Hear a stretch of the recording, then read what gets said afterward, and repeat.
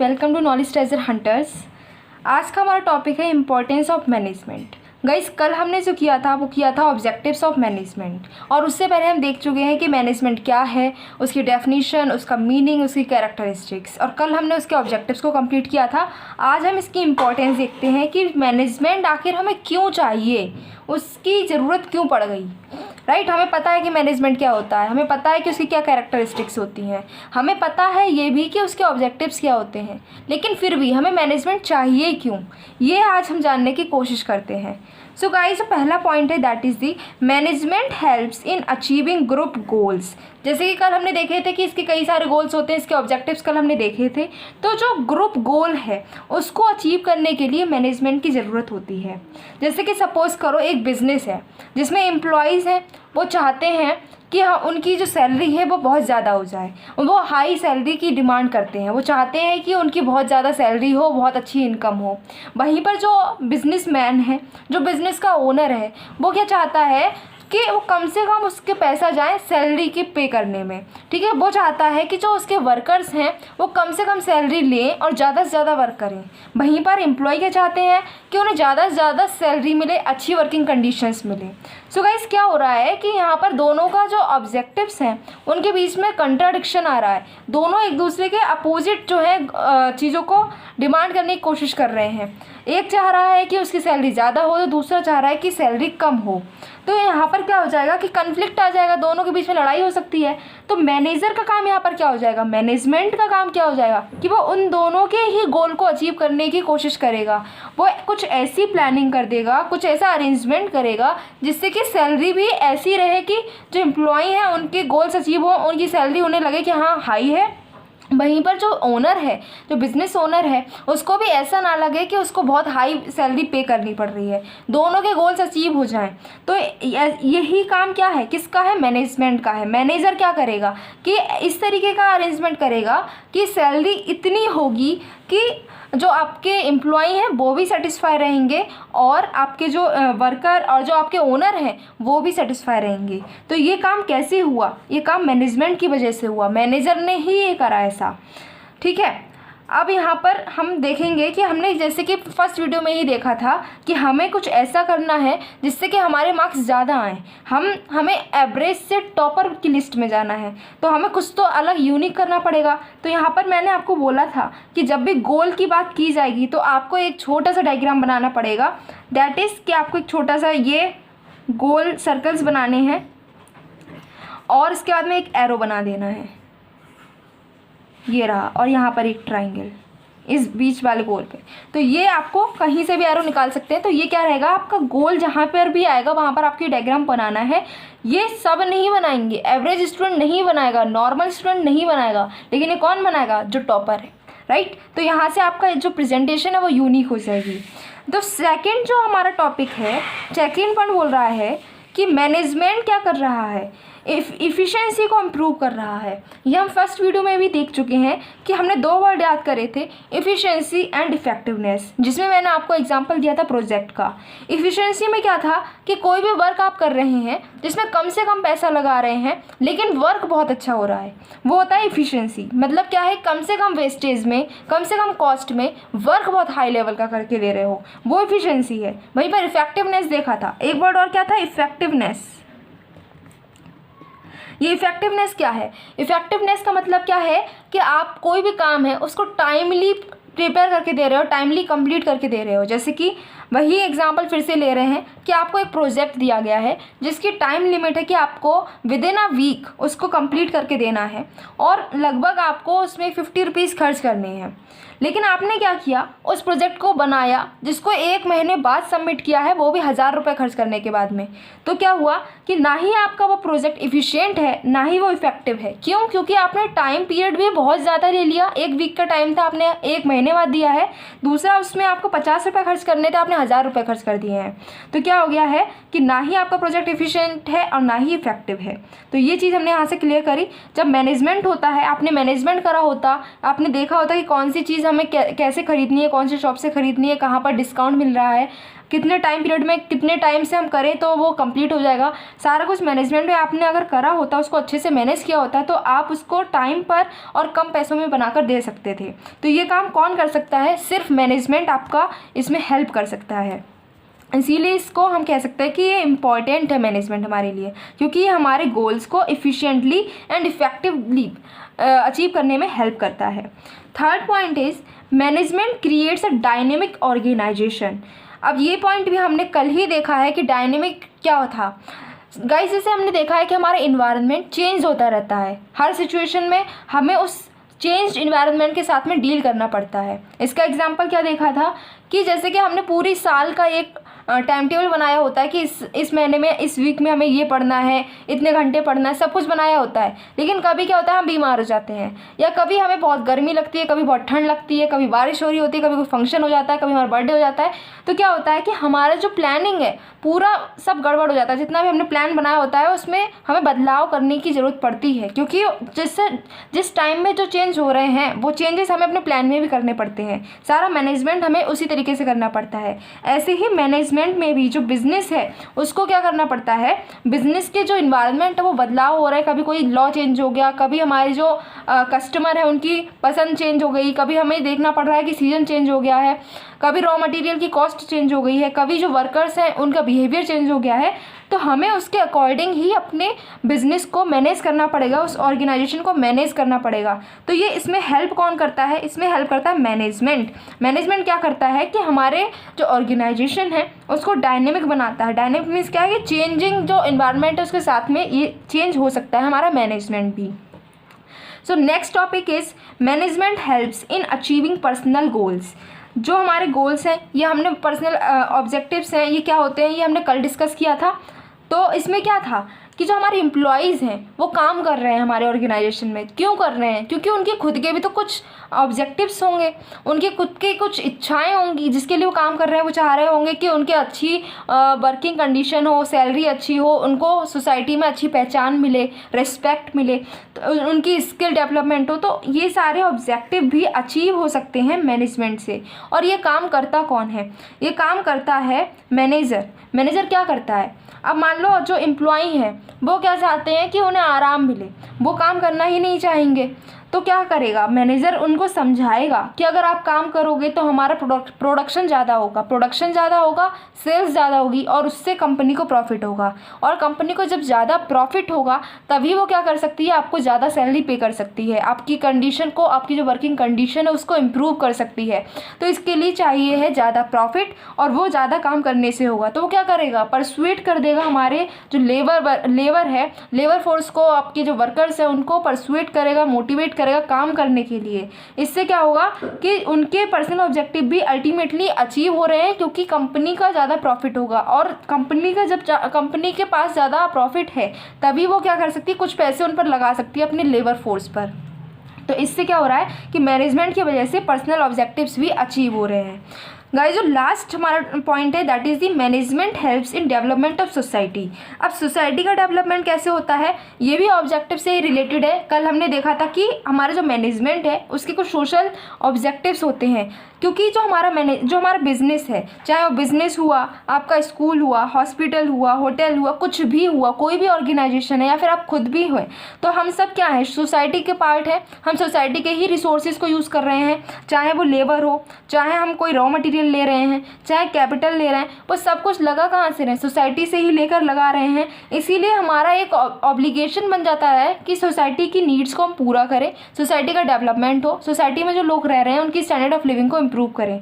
तो हम क्या करते हैं, हमारा वो ऑब्जेक्टिव है, और मैनेजमेंट क्या करता है, हमें क्या करना पड़ता है, उसका हमारा ऑब्जेक्टिव है जब, तो हम उसको फुलफिल करने के लिए कोशिश करते हैं। हम क्या करते हैं कि हम जो सोसाइटी वहाँ के लोगों के लिए स्कूल बनाते हैं और प्लांट्स लगवाते हैं, वहाँ पर एनवायरनमेंट को अच्छा करने के लिए कोशिश करते हैं, वहाँ पर हॉस्पिटल खुलवा देते हैं, या फिर वहाँ के लोगों के ट्रेनिंग प्रोवाइड कर रहे हैं, उनको जॉब दे रहे हैं। इससे क्या हो रहा है, सोसाइटी का डेवलपमेंट हो रहा है ना, और वो किसकी वजह से हो रहा है, मैनेजमेंट की वजह से हो रहा है। इसीलिए हम कह सकते हैं कि मैनेजमेंट हमारे लिए इम्पॉर्टेंट है।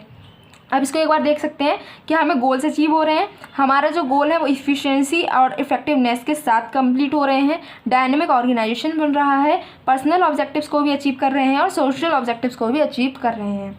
तो ये तो हो गया कि मैनेजमेंट हमारे लिए क्यों ज़रूरी है। नेक्स्ट टॉपिक इज़ कि मैनेजमेंट का नेचर क्या है। गाइस, कुछ लोग बोलते हैं कि मैनेजमेंट क्या है, साइंस है, कुछ लोग बोलते हैं ये एक प्रोफेशन है, और कुछ लोग बोलते हैं कि ये एक आर्ट है। तो आखिर ये मैनेजमेंट है क्या, ये हमें देखने की ज़रूरत है। यहाँ पर एक डायग्राम मैंने आपको तैयार करके दिया है और ये एज इट इज़ आपको प्रिपेयर करना है और आपको बनाकर आना है। इतना बड़ा बनाकर नहीं आना है, छोटा बनाकर आना है, लेकिन आप इसको प्रैक्टिस कर कर जाइएगा। सो हम देखते हैं कि मैनेजमेंट का नेचर कैसा है। सो गाइस, सबसे पहले हम देखते हैं कि मैनेजमेंट एक साइंस है। अब मैनेजमेंट एक साइंस है, ये बोलने से पहले हमें ये पता होना चाहिए कि साइंस क्या है, तभी तो हम बोल सकते हैं कि मैनेजमेंट एक साइंस है कि नहीं है। तो सबसे पहले देखेंगे कि साइंस क्या है। गाइस, साइंस वो चीज़ है जो कि एक सिस्टमैटिक वे में हो और ऑर्गेनाइज्ड बॉडी हो। क्या है कि एक सिस्टमैटिक वे में और ऑर्गेनाइज्ड बॉडी होनी चाहिए। किस चीज़ की बॉडी हो, क्या वो इंसान है? नहीं, नॉलेज की बॉडी हो, उसमें बहुत सारा ज्ञान होना चाहिए। उसमें क्या होने चाहिए, लॉजिकली ऑब्जर्व्ड फाइंडिंग्स होनी चाहिए, फैक्ट्स होने चाहिए, जो प्रिंसिपल्स हैं उसमें जो प्रिंसिपल्स दे रखे हैं वो एग्जैक्ट होने चाहिए। ऐसा नहीं है कि एक सिचुएशन में कोई प्रिंसिपल लगा दिया, दूसरे में कोई और लग रहा है, या फिर उसको ही बदल दिया। जो प्रिंसिपल हैं वो बदलने नहीं चाहिए, वो एग्जैक्ट होने चाहिए। और वो जो ड्राइव किए गए हैं, वो कैसे प्रिंसिपल्स लाए गए हैं, वो फाइंडिंग्स पर लाए गए हैं, फैक्ट्स पर लाए गए हैं, जिसको बहुत अच्छी तरीके से लॉजिकली हमने ऑब्जर्व किया है। और क्या करता है, साइंस हमें कॉज एंड इफेक्ट रिलेशंस देता है, जो हमें बताता है कि अगर हम ऐसा करेंगे तो इसके रिजल्ट में ऐसा होगा। तो ये सब सारे पॉइंट्स अगर होते हैं किसी बॉडी में, तब हम बोलते हैं कि ये जो चीज़ है वो साइंस है। अब देखते हैं कि मैनेजमेंट साइंस है कि नहीं है। तो मैनेजमेंट में हमने देखा है कि मैनेजमेंट क्या है, एक पूरी बॉडी है नॉलेज की, सिस्टमैटिक बॉडी है नॉलेज की। मैनेजमेंट के ऊपर कई सारे थिंकर्स ने अपने पॉइंट ऑफ व्यू दिए हैं, बहुत सारी बुक्स लिखी गई हैं। इतनी बुक्स लिखी गई हैं कि अगर आप पढ़ते रहोगे तो वो कभी ख़त्म ही नहीं होंगी, इतनी सारी बुक्स अब अवेलेबल हैं। तो क्या है कि मैनेजमेंट अच्छी खासी बॉडी है नॉलेज की, ये पॉइंट यहाँ पर सेटिस्फाई हो रहा है। दूसरा है कि principles are based on repeated experiments. जो आपके मैनेजमेंट में कई सारे प्रिंसिपल्स दिए हैं, बहुत अच्छे अच्छे थिंकर्स ने बहुत प्रिंसिपल्स दिए हैं कि मैनेजमेंट में आपको क्या करना चाहिए, क्या नहीं करना चाहिए। वो सारे प्रिंसिपल्स रिपीटेड एक्सपेरिमेंट्स करने के बाद ही निकाले गए हैं, इसीलिए दोनों पॉइंट यहाँ पर सेटिस्फाई हो रहे हैं। इसीलिए हम बोल सकते हैं कि मैनेजमेंट एक साइंस है। दूसरी चीज़ बोली गई है कि मैनेजमेंट क्या है, आर्ट है। तो जैसे कि हमने देखा था कि आर्ट, जैसे हमने देखा कि साइंस कि मैनेजमेंट एक साइंस है, तो हमने देखा कि साइंस क्या होता है। ऐसे ही यहाँ पर हम जब बोल रहे हैं कि मैनेजमेंट आर्ट है, तो पहले हम ये देखेंगे कि आर्ट के क्या फीचर होते हैं, कि आर्ट क्या होती है। तो सबसे पहली बात कि आर्ट में भी एक सिस्टमेटिक बॉडी होनी चाहिए। किसकी बॉडी होनी चाहिए, नॉलेज की बॉडी होनी चाहिए। और आर्ट में क्या रिक्वायरमेंट रहती है, तो आर्ट में चाहिए होती है कि आपके पास एक स्किल होनी चाहिए, फिर आपके पास उसमें क्रिएटिविटी, आप अपनी क्रिएटिविटी उसमें डालेंगे, और जब उसको रेगुलरली प्रैक्टिस करेंगे तब आप उसमें परफेक्ट होंगे। तो ये आर्ट की रिक्वायरमेंट है कि आपके पास स्किल हो, उसके पास आपके पास क्रिएटिविटी होनी चाहिए, और उसको आप रेगुलरली प्रैक्टिस करेंगे, तब जाकर आपकी आर्ट जो है वो क्या होगी, इम्प्रूव होगी और आप उसमें परफेक्ट हो पाएंगे। मैनेजमेंट आर्ट है या नहीं है, इसके लिए हम देखते हैं ये पॉइंट्स। सबसे पहली बात क्या कह रहे हैं कि systematic body of knowledge. Management भी क्या है, एक सिस्टमैटिक बॉडी ऑफ नॉलेज है। हमने अभी देखा कि कितनी सारी बुक्स, बहुत सारी बुक्स अवेलेबल हैं, और कई सारी थ्योरीज दे रखी है मैनेजमेंट के ऊपर कई सारे एमिनेंट थिंकर्स ने। तो क्या है कि ये बहुत अच्छी बॉडी है नॉलेज की, इसमें इतनी ज़्यादा नॉलेज है जिसको हम पूरी लाइफ भी अगर पढ़ना चाहें तो पढ़ सकते हैं, और ये इसकी नॉलेज ख़त्म नहीं होगी। Next is personalised application. अब जैसे कि हमने देखा है कि कोई कंपनी का मैनेजर इतना एफिशिएंट होता है, इतने अच्छी तरीके से हर चीज़ को मैनेज करता है कि वो कंपनी बहुत जल्दी ही बहुत अच्छी सक्सेस अचीव कर लेती है। वहीं पर कोई कंपनी ऐसी होती है जो लॉस में ही चलती रहती है और अल्टीमेटली बंद हो जाती है। तो क्या वो मैनेजर पढ़ा लिखा नहीं था, उसने भी पढ़ा था, उसने भी मैनेजमेंट को पढ़ा है, लेकिन क्या हुआ कि उसने उस जो प्रिंसिपल्स उसने पढ़े हैं, जो मैनेजमेंट के रूल्स पढ़े हैं, उसको वो इतने अच्छी तरीके से अप्लाई ही नहीं कर पाया, उसको उसने अपने तरीके से लगा ही नहीं पाया उस बिज़नेस में, जिसकी वजह से वो बिज़नेस फेल हो गया। वहीं पर जो सक्सेसफुल बिज़नेस है, वहाँ के मैनेजर ने जो प्रिंसिपल्स पढ़े थे उसको बहुत ही अच्छी तरीके से लगाया, उसमें कुछ पर्सनलाइज्ड उसकी एप्लीकेशन की, उसमें उसने अपना तरीका भी लगाया, उसने देखा कि कौन सी सिचुएशन में कौन सा प्रिंसिपल लगाना चाहिए जिसकी वजह से वो सक्सेसफुल हुआ। तो गाइस प्रिंसिपल तो दोनों मैनेजर्स ने सेम ही पढ़े थे, लेकिन उनको अप्लाई करने का तरीका अलग था, जिसकी वजह से सक्सेसफुल और फेलियर आपका हुआ है। तो क्या है कि एक आर्ट है जो सबकी बस की नहीं है, जिसको इसमें भी आपको प्रैक्टिस चाहिए होती है। आपको पता होना चाहिए कि कौन सी जगह पर कौन सा प्रिंसिपल आपको लगाना है, किस तरीके से लगाना है, उसमें कितना बदलाव करना है, ये सब पता होना चाहिए। फिर है कि based on practice and creativity, हर चीज़ को एक सिचुएशन है जिसको 10 लोग 10 तरीके से हैंडल करते हैं, तो वो सिचुएशन को किस तरीके से किसने हैंडल किया है वो आपकी क्रिएटिविटी पर डिपेंड करता है। आपकी क्या प्रैक्टिस आपने कितनी करी, आपका एक्सपीरियंस कितना है, उस पर डिपेंड करता है। तो मैनेजर जो है उनके सामने भी कई सारी सिचुएशन ऐसी आती हैं कि उनको अपनी क्रिएटिविटी दिखानी पड़ती है, उनको अलग अलग तरीके से इस प्रिंसिपल को लगाना पड़ता है, और वो सब उनकी प्रैक्टिस और एक्सपीरियंस पर आता है। इसीलिए हम इसके जब ये पॉइंट्स हमारे यहाँ पर सेटिस्फाई हो रहे हैं, इसीलिए हम कह सकते हैं कि मैनेजमेंट एक आर्ट भी है। अब गाइस जो थर्ड आपका पॉइंट था वो था कि क्या मैनेजमेंट एक प्रोफेशन भी है, क्योंकि हमने देखा था 3 पॉइंट्स कि मैनेजमेंट साइंस है, मैनेजमेंट आर्ट है और मैनेजमेंट प्रोफेशन है। साइंस भी है, आर्ट भी है, ये तो हम देख चुके हैं। अब बचा है प्रोफेशन। तो क्या प्रोफेशन है कि नहीं है, इससे पहले हमें ये पता होना चाहिए कि प्रोफेशन क्या होता है। तो गाइस प्रोफेशन क्या है, ऑक्यूपेशन है। ऑक्यूपेशन मीन्स क्या है, सोर्स ऑफ लाइवलीहुड, ज़िंदगी जीने के लिए जो हम काम करते हैं जिससे कि पैसा कमाते हैं, वो होता है ऑक्यूपेशन। तो ऑक्यूपेशन है प्रोफेशन एक, उसमें स्पेशलाइज्ड नॉलेज की ज़रूरत होती है। कोई भी ऑक्यूपेशन, डॉक्टर बनना है तो आपको डॉक्टर वाली पढ़ाई करनी पड़ेगी, आपको लॉयर बनना है तो लॉयर वाली पढ़ाई करनी पड़ेगी। क्या है कि स्पेशलाइज्ड नॉलेज आपको लेनी पड़ती है। उसके बाद में जो नॉलेज आपको मिली है उसके बाद आपको ट्रेनिंग लेनी पड़ती है, फिर जाकर बोला जाता है कि आप एक प्रोफेशनल हो, राइट। तो अब हमें देखना है कि क्या मैनेजमेंट है प्रोफेशन की नहीं है, क्या ये जो प्रोफेशन की कंडीशंस है ये फुलफ़िल हो रही हैं कि नहीं हो रही हैं। तो गाइस सबसे पहले इसमें भी यही पॉइंट है कि well defined body of knowledge होनी चाहिए। तो जो हमने ये बार बार ये पॉइंट आ रहा है कि नॉलेज है, बॉडी है, इसमें बहुत सारी नॉलेज है, इतनी नॉलेज है कि हम ज़िंदगी भर पढ़ना चाहें तभी हम मैनेजमेंट को पढ़ सकते हैं, वो नॉलेज ख़त्म होने वाली नहीं है। तो ये पॉइंट तो यहाँ पर सेटिस्फाई हो ही रहा है। दूसरा रिस्ट्रिक्टेड एंट्री, हर कोई मैनेजर नहीं बन सकता है। मैनेजर के लिए क्या चाहिए है कि आपको पढ़ना पड़ेगा, मैनेजर के लिए आपको MBA करना ही करना है। तो क्या है, रिस्ट्रिक्टेड एंट्री है, हर कोई मैनेजर नहीं बन सकता है। आपको क्या करना पड़ेगा कि नॉलेज लेनी पड़ेगी उसको उस पर्टिकुलर सब्जेक्ट को आपकी क्या करना पड़ेगा, उसकी डिग्री लेनी पड़ेगी, तभी आप मैनेजर बन सकते हो। नेक्स्ट इज स्पेशलाइज्ड नॉलेज, आप तभी मैनेजर बनोगे जब आपने MBA कर रखा होगा, जब आपने मैनेजमेंट को पढ़ा होगा। तो ये क्या हो रहा है कि स्पेशलाइज्ड नॉलेज भी हो चाहिए, रिस्ट्रिक्टेड एंट्री होती है, क्योंकि जब तक आपके पास ट्रेनिंग नॉलेज नहीं है तब तक आप नहीं बन सकते। बॉडी भी है, तो यहाँ से हम ये कह सकते हैं कि मैनेजमेंट क्या है, प्रोफेशन भी है। अब गाइस क्या होता है कि एवरेज स्टूडेंट होते हैं, अगर उन्हें कोई क्वेश्चन आता है तो वो बस यही पॉइंट्स लिखते हैं और यहीं पर आंसर को ख़त्म कर देते हैं। लेकिन हमें एक बात याद रखनी है कि हमें अगर एक्स्ट्रा मार्क्स चाहिए तो हमें क्या करना पड़ेगा, एक्स्ट्रा एफर्ट भी देना पड़ेगा। जैसे कि हम बोलते ही हैं कि टॉपर्स क्या करते हैं, कोई अलग चीज़ नहीं करते हैं, वो चीज़ों को अलग तरीके से करते हैं। तो हमें भी कुछ अलग करना है। अब अलग क्या करना है कि हमें जो भी आंसर लिख कर आना है अपने क्वेश्चन पेपर में, या फिर जो हमारा एग्ज़ाम, कोई भी एग्ज़ाम हो, चाहे वो आपका फॉर्मेटिव हो, UT हो या फिर आपका बोर्ड हो, आपको क्या करना है, कोई भी जो आंसर है उसको लिखने के बाद बीच में आपको एंड में आपको क्या करना है, एक कंक्लूजन देना है, जिससे कि जो टीचर उसको पता चल जाए कि हाँ आपको क्या आता है, ये क्वेश्चन अच्छे से आता है, आपको समझ में आता है आपने जो लिखा है। तो यहाँ पर हमने क्या करना है, कंक्लूजन देना है। तो यहाँ पर सिर्फ एक लाइन में कंक्लूजन देना, बहुत बड़ी पूरी कथा नहीं लिखने बैठना है, इतना टाइम होता ही नहीं है। तो हमें क्या करना है, 1-2 लाइन में कंक्लूजन देकर आंसर को ख़त्म करना है। और कंक्लूजन से क्या होगा, ये भी एक लुक आ जाएगा कि हाँ आपका आंसर यहाँ पर ख़त्म होता है, आपने पूरा कंप्लीट आंसर अटैम्प्ट किया है। वरना क्या होगा, बीच में अगर आपने छोड़ दिया है तो जल्दी जल्दी में देखकर ऐसा भी लग सकता है कि आपने आंसर आधा लिखा है।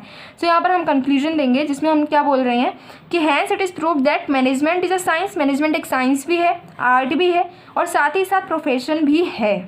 इतना ही लिखना है और बस आंसर यहाँ पर कंप्लीट हो जाएगा। और इतना सा लिखने से हमारा क्या होगा, इंप्रेशन अच्छा बनेगा और हमारे मार्क्स जो हैं अच्छे आने की उम्मीद ज़्यादा बढ़ जाएगी।